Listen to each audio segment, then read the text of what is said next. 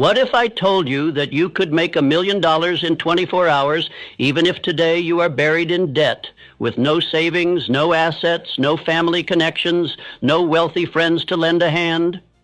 What if I told you that you could cross from poverty into prosperity faster than the clock strikes its next cycle, even if you have failed in business, wasted years drifting, and find yourself now with nothing to show but regret? You would call me extreme. You would laugh in disbelief. You would whisper to yourself, "It cannot be so." But I tell you, I have seen fortunes turn in a single day. I have witnessed wealth rush toward a man as sudden as a storm, while his neighbor waited decades in vain. And I say to you now, it is not chance, it is not accident, it is not luck, it is law, a law hidden from the multitude because they would rather mock than obey. A law the rich will never shout from the rooftops because they know most men will not pay the price of definiteness. You are thinking, how? How could this be? Do not rush. If I were to give you the answer in one word, you would dismiss it as too simple, too unbelievable. That is why I will not hand you the treasure in a sentence. I will walk you into it law by law until your own mind cannot escape the conclusion. By the end of this speech, you will not only believe that great wealth can arrive in 24 hours, you will know why and how.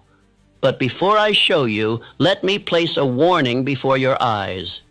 If you treat this as mere entertainment, if you drift while you listen, if you take these words as inspiration but not as command, you will gain nothing.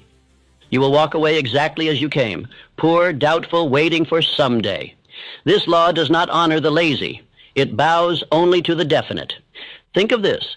Why does one man remain stuck for 30 years in the same misery, while another secures his fortune in a single day? Why does one man accumulate nothing but bills and disappointment, while another walks into opportunity as though it were prepared for him alone?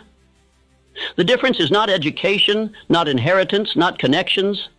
It is something far greater, far more mysterious, and far more available to you than to the men who pretend to be your betters. Frank W. Gonzalez discovered it when he stood in his pulpit and declared, "What I would do if I had $1,000,000. He had no million, no wealthy allies, no earthly reason to expect that his words would be answered. Yet within 24 hours the fortune was his. Not because of chance, but because his words carried definiteness, desire, faith, and decision. He preached as though the money were already in his hands, and by morning the world had obeyed him. This is the law you are about to hear. The law that riches flee from vagueness and leap toward definiteness. The law that time itself bends when desire burns white hot. The law that money, already in circulation, is drawn to the man who commands it with purpose. You will not hear this in schools. You will not hear this from the mouths of the rich, but you will hear it here. So listen carefully as though your future depends upon it, because it does. For the next few minutes, let every other thought fall away. Hold nothing but this question in your mind. What if I too could awaken tomorrow on the road to fortune? By the end of this speech, that question will no longer be fantasy. It will be a command you can issue, if you will. Introduction. The hour hand of riches obeys fire. You ask me how soon riches will answer your call. I tell you plainly, wealth comes at the speed of your burning desire, and not one moment sooner. Men wait on years, on seasons, on fortune, while the law of riches waits on them. If a man sets his heart aflame with such intensity that his thought becomes command, the world of causes bends swiftly, sometimes in years, sometimes in days, sometimes in hours. This law is not theory, it is record. I have seen fortunes move with the suddenness of a storm after months of stillness. The timid call it luck, but the honest student knows it as the sudden reward of desire that at last reached the heat of command. When the heart burns white hot, time itself contracts. What would take decades to the wavering may take a night to the definite. Let me show you this truth through the story of Frank W. Gonzalez, a young minister in Chicago. He announced a sermon with the daring title, "What I Would Do If I Had $1,000,000. He did not mount the pulpit as a beggar hoping for alms. He spoke as one who already held the key. His words carried no timidity, no speculation. They carried decision. He painted a vision of a school where young men would be trained to think and to work in the same hour, where education would not be theory without practice, nor practice without philosophy. He spoke as though the $1 million were already in his hands, as though the brick and mortar already stood, as though the voices of grateful students already rang in its halls. The next morning, a messenger came from Philip D. Armour, the great packer.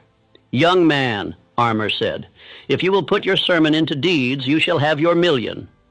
And from that decision was born the Armour Institute of Technology. Do not miss the lesson. One definite desire declared with fire drew $1 million overnight. What steps brought that $1 million? First, a purpose written in the heart so clearly it could not be mistaken. Second, a mind heated by faith until every word carried authority. Third, a plan spoken so vividly that listeners saw it. Fourth, the courage to speak as one who commands, not as one who begs. With those 4 steps, the $1 million was not chased. It arrived. Men ask me, can wealth truly come in 24 hours? I say, if 30 years of drifting still chain you, do not quarrel with the clock. Quarrel with the drift. Yet know this, when desire reaches the heat of command, fortunes do indeed arrive with astonishing speed. Many men have awakened one morning poor and lain down at night rich, for they finally decided. You must learn to distinguish wishing from desiring. Wishes are smoke, desire is fire. Wishes drift with idle talk. Desire fixes its eyes, burns in silence, and moves the limbs to action.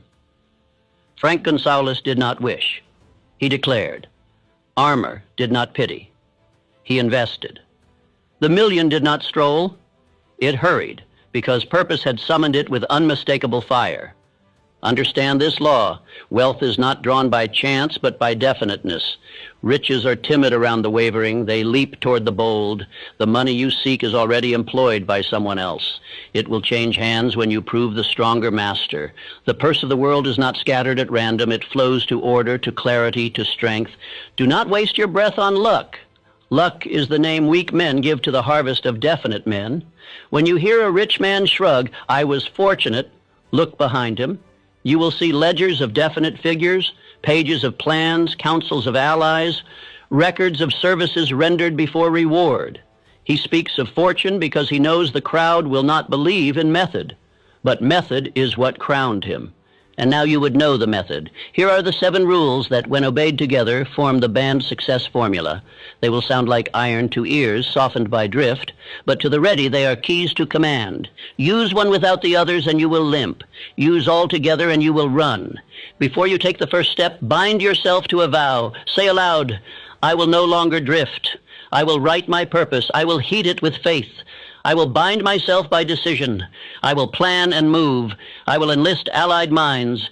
I will give more than I am paid, and I will insist upon results. That vow is your passport across the border that separates drifters from masters. Ask me again how soon wealth can arrive, and I answer with the story you have just heard. The distance between want and wealth was 1 night's sleep. The sermon was not magic. It was definiteness with heat. The same law is waiting upon you now. If your desire is lukewarm, do not accuse the law. Kindle your fire, and the hour hand itself will hurry. Rule 1, write the decree. The world obeys definiteness. Wealth begins not in vaults, but on paper. The first act of a master is to put his purpose into writing. The drifting man talks in clouds. The definite man writes in stone. Take your pen and decree the exact sum you will possess, the date by which it will be yours, and the service you shall give in return. A man who will not write will not reign. Paper without ink is the birthplace of drifting. You may speak with zeal, you may dream with fervor, but